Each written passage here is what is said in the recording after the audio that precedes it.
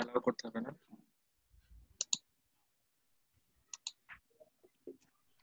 এবার ঠিক আছে?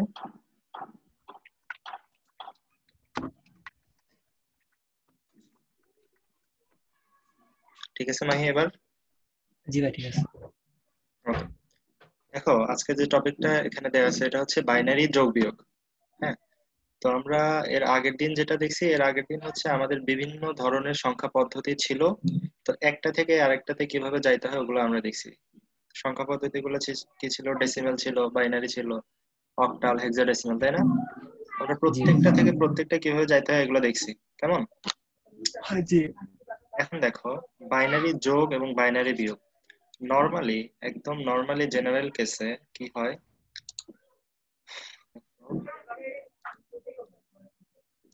দেখো জেনারেল কেসে কি হয়, 1 + 1 যদি করো কি হয়? 2 হয়, তাই না? জেনারেল কেসে। জি ভাই। জি ভাই। দেখো বাইনারিতে আমরা যখন ডেসিমাল থেকে বাইনারিতে নিয়েছিলাম, ধরো ডেসিমালে যখন 1, বাইনারিতে 1, ডেসিমালে যখন 2, বাইনারিতে হচ্ছে 1 0, ডেসিমালে যখন 3, বাইনারিতে তখন 1 1। খেয়াল আছে কিনা? জি যে ভাই এখানে আছে। ছিল হচ্ছে আমাদের 1, এখানে ছিল 2, তাই না? জি ভাই। এখানে ছিল ধরো 4, এখানে ছিল 8, ঠিক আছে? এভাবে ছিল, তাই না? জি ভাই। দেখো যখন তুমি ডেসিমেলে 1 আর 1 যোগ করতেছো, 2 হচ্ছে, কিন্তু বাইনারিতে কি হয়ে যাচ্ছে? 1 0 হয়ে যাচ্ছে। তাহলে এটা হচ্ছে একটু মাথায় রাখতে হবে।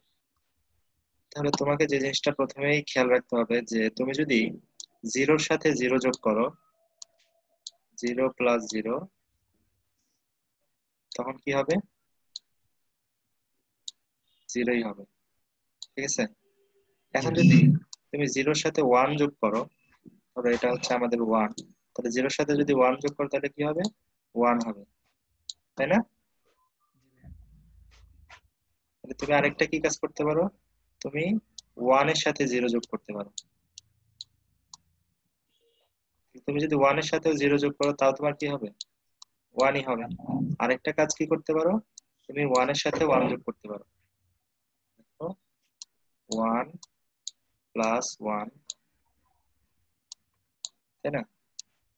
জি তাহলে ভাই। তুমি 1 এর সাথে 1 যোগ করতে পারো। এখন 1 এর সাথে 1 যোগ করলে আমরা জানি কি 2 হবে ডেসিমালে, কিন্তু বাইনারিতে কি হবে? বাইনারিতে হবে 1 0।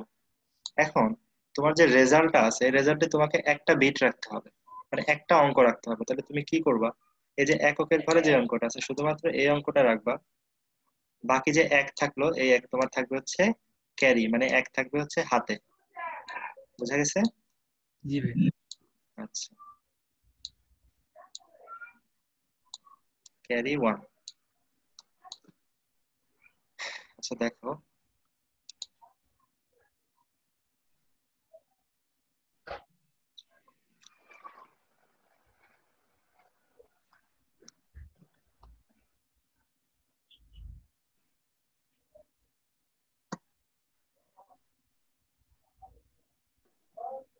এখানে দেখো, এখানে আমাদের কি দেয়া আছে? এখানে দেয়া আছে হচ্ছে বাইনারি যোগ। তো বাইনারি যোগ দেখো প্রথমে কি করছে, এই এই জিনিসটা যদি আমরা দেখি, দেখো প্রথমে কি করছে, 1 এর সাথে 1 যোগ করছে। তাহলে 1 এর সাথে 1 যোগ করলে আমরা জানি 1 0 হবে, তাই না? তাহলে 1 জি 0 থেকে 0 বসাইছে, আর আমার হাতে কি ছিল? ক্যারি ছিল। ক্যারি বিটটা হাতে রয়ে গেছে আমার। তার মানে এই ক্যারি বিটটা আবার কি হবে? পরবর্তী যেটা আছে সেটার সাথে যোগ হবে। তাই দেখো পরবর্তীতে আমার আছে 0 + 0। তাহলে 0 আর 0 যদি আমি যোগ করি কি হবে? 0। আর আমার আগে হাতে 1 ছিল ক্যারি, সেই 1ও যদি যোগ দিয়ে দিই কি হবে? 1 হবে। 1। এবার দেখো 1 + 0 যোগ করলে 1, 0 + 1 যোগ করলে 1, 0 + 0 যোগ করলে 0, 1 আর 0 যোগ করলে 1, 1 আর 1 যোগ করলে কি হবে? 10। এই 10 এর মধ্যে আমরা কোনটা নিব? জিরোটাকে রাখবো। তাহলে 0 বসাইলাম, আর হাতে আমার কি ছিল? 1 ছিল। তাহলে দেখো, এখন 0 আর 1 যদি যোগ করি কি হবে? 1, আর আমার হাতে 1 ছিল, তাহলে 1 আর 1 যোগ করলে কি হয়ে যাবে? 10। এই 1 আর 1 যোগ করলে 10 হবে, এই 10 এর কি বসাবো? 0 বসাবো, তাই না? তাহলে এই 10 এর 0, এই যে এই 10 এর 0 এখানে, আর দেখো এইখানে 1 আর আমার হাতের 1 ছিল, তাহলে এই 1 আর হাতের 1 এ কি হয়ে যাবে, এই যে 10। বুঝা গেছে? জি ভাই। আচ্ছা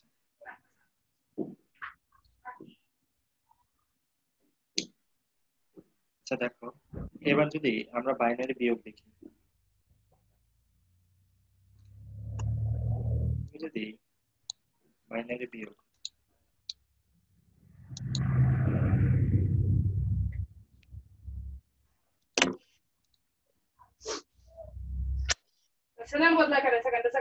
দেখো বাইনারি বিয়োগ যদি আমরা দেখি, তাহলে বাইনারি বিয়োগও সেম ভাবে কি হতে পারে, 1 থেকে আমরা কি বাদ দিতে পারি, 1 বাদ দিতে পারি। তাহলে 1 থেকে যদি 1 বাদ দিই কি হবে, 0। আবার 1 থেকে আমরা কি বাদ দিতে পারি, 0 বাদ দিতে পারি। তাহলে 1 থেকে যদি 0 বাদ দিই কি হবে, 1। আবার আমরা কি করতে পারি, 0 থেকে 0 বাদ দিতে পারি। এখন 0 থেকে 0 বাদ দিলে কত হবে, 0 হবে। আবার দেখো আরেকটা কি হতে পারে, আমরা কি করতে পারি, 0 থেকে 1 বাদ দিতে পারি। এখন 0 থেকে কি আর আমরা 1 বাদ দিতে পারি, না। না। তাহলে আমাদের হয়তো কি করতে হবে, আমরা কি করি, ডেসিমেলে একটা 10 ধারা নিই, তাই না, একটা জি দশক ভাই। ধারা নিই। তাহলে এখানে যদি আমি 10 বা একটা 1 ধারা নিই, তাহলে এটা হয়ে যাচ্ছে আমার 10 বা হচ্ছে 2। তাহলে দেখো 0 থেকে 1 বাদ দিলে হবে 1, আর আমার ক্যারি থাকবে কত, ক্যারি থাকবে 1। বুঝা গেছে? জি ভাই।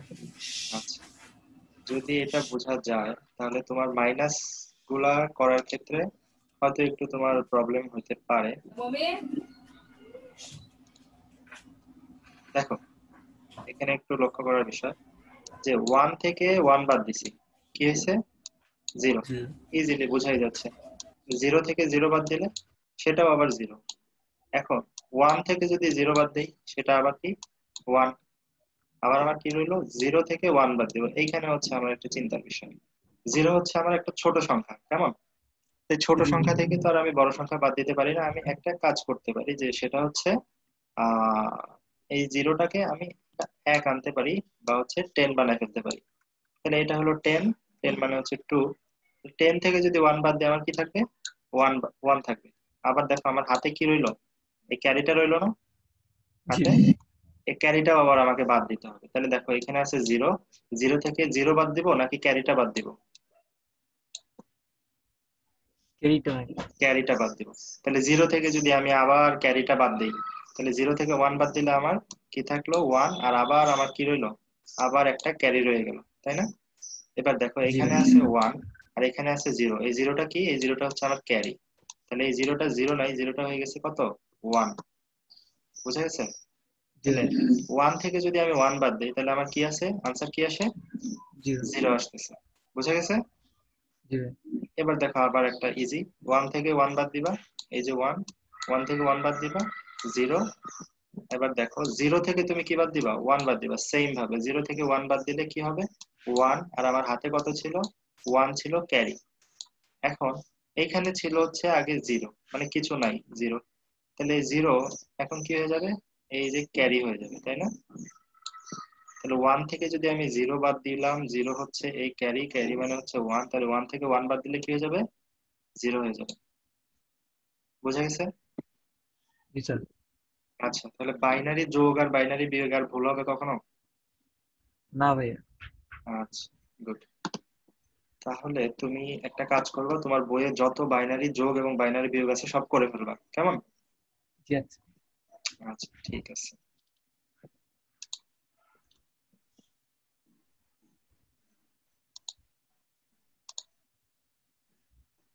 দেখো এটা একটা থিওরি আর কি, যে চিহ্নযুক্ত সংখ্যা, চিহ্নযুক্ত সংখ্যার ইংলিশ হচ্ছে সাইন্ড নাম্বার। সাইন মানে চিহ্ন।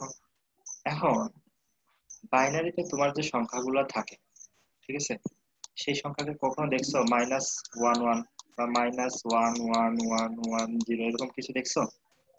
না। না। কারণ কি, নর্মালি হচ্ছে এগুলো হচ্ছে এক একটা বিট, এগুলার আগে যদি তুমি একটা চিহ্ন লাগাও মাইনাস, তাহলে সেটা আরেকটা বিট, তাই না? জি ভাই। এখন বাইনারিতে তো মাইনাস বলতে কোনো গ্রামার নাই, ঠিক আছে? জি বুঝা গেছে? বাইনারিতে মাইনাস বলতে কোনো গ্রামার নাই, বাইনারি শুধু বোঝে 0 এবং 1। তাহলে তোমার যে মাইনাসটা আছে সেই মাইনাসকে কোনো না কোনো ভাবে তোমার 0 এবং 1 এর মাধ্যমে প্রকাশ করা লাগবে। তাহলে দেখো আমরা যদি এই লাইনটা একটু রিডিং করি, দেখো একটি বাইনারি সংখ্যাকে পজিটিভ বা নেগেটিভ হিসেবে দেখানোর একটি সহজ উপায় হচ্ছে এমএসবি। এমএসবি মানে কি? Most significant bit. ঠিক আছে? জি ভাই। মোস্ট সিগনিফিকেন্ট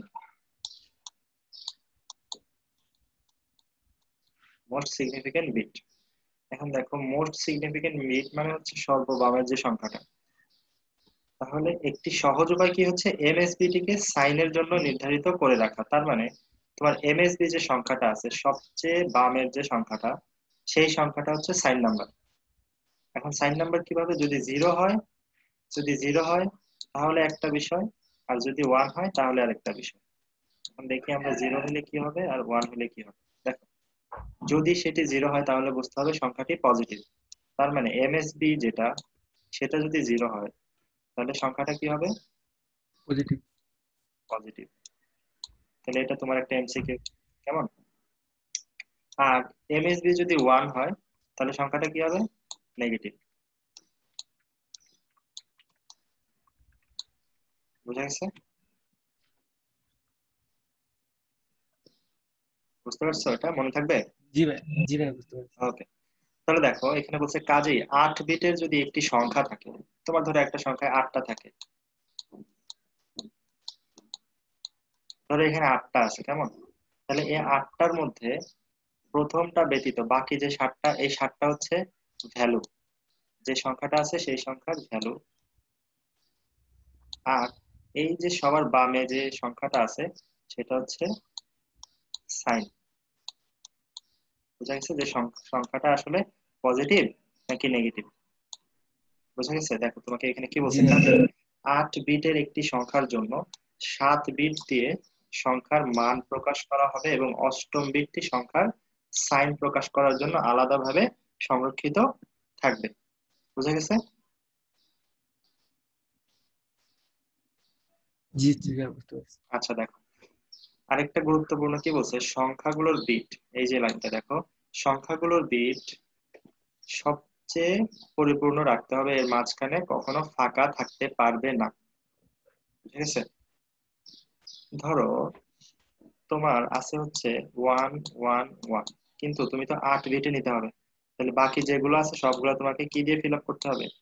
0 দিয়ে ফিল আপ করতে হবে। বুঝা গেছে? জি ভাই, বুঝতে পারছি। আচ্ছা দেখো যদি উম, তোমার যদি -1 লেখার প্রয়োজন থাকে, দেখো আমি যেখানে মার্ক করে দিচ্ছি এই লাইনটা দেখো, তোমার যদি -1 লেখার প্রয়োজন থাকে তাহলে এই -1 কে আমরা কি লিখতে পারবো না, এই যে এটা হলো গিয়ে আমাদের ভ্যালু আর এটা হলো গিয়ে আমাদের সাইন, এইভাবে আমরা লিখতে পারবো না। মানে এইভাবে যদি লিখি আমাদের বোঝা যাবে যে এটার ভ্যালু হচ্ছে 2।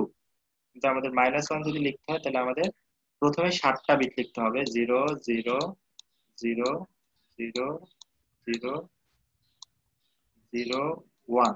তাহলে এটা হচ্ছে আমার 7টা বিট, এটা হচ্ছে আমার 1 এর ভ্যালু। এখন 1 এর চিহ্নটা কি হবে? -1। এই -1 এর জন্য আমি সামনে দিয়ে একটা কি দিয়ে দিব? 1 দিয়ে দিব। বুঝা গেছে? জি ভাই, বুঝতে পারছি। ওকে। তাহলে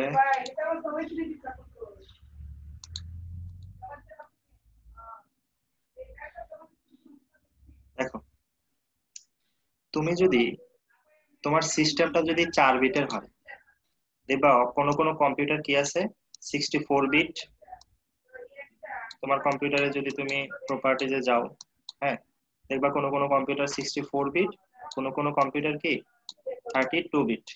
64 বিট মানে হচ্ছে তার এখানে বিটের ধারণ ক্ষমতা বেশি। বুঝা গেছে? মেমোরির ধারণ ক্ষমতা বেশি, প্রসেসরের স্পিডও সেই ক্ষেত্রে একটু বাড়বে। 32 বিট কি 64 বিটের চেয়ে একটু কম, তাই না? এখানে স্টোর তুমি একটু কম করতে পারবা, র্যামের স্টোরেজ যতই হোক তার স্টোর করার স্পিড অনেক কম হবে। বুঝা গেছে? জি ভাই। আচ্ছা দেখো 4 বিটের সংখ্যার ক্ষেত্রে, 4 বিটের সংখ্যা হলে প্রথম 3টা হবে, পরের 3টা হবে কি সংখ্যার মান, আর প্রথমটা হবে কি সংখ্যার সাইন। বুঝা গেছে? আর যদি জি 8 ভাই, বুঝতে বিটের পারছি। সংখ্যা হয় তাহলে প্রথম 7টা হবে সংখ্যার মান, প্রথম 7টা না, পরের 7টা হবে সংখ্যার মান, আর প্রথম যেটা আছে অর্থাৎ আমাদের এমএসবি যেটা আছে সেটা হবে কি সংখ্যার সাইন। বুঝা গেছে? জি ভাই বুঝতে পারছি। ওকে,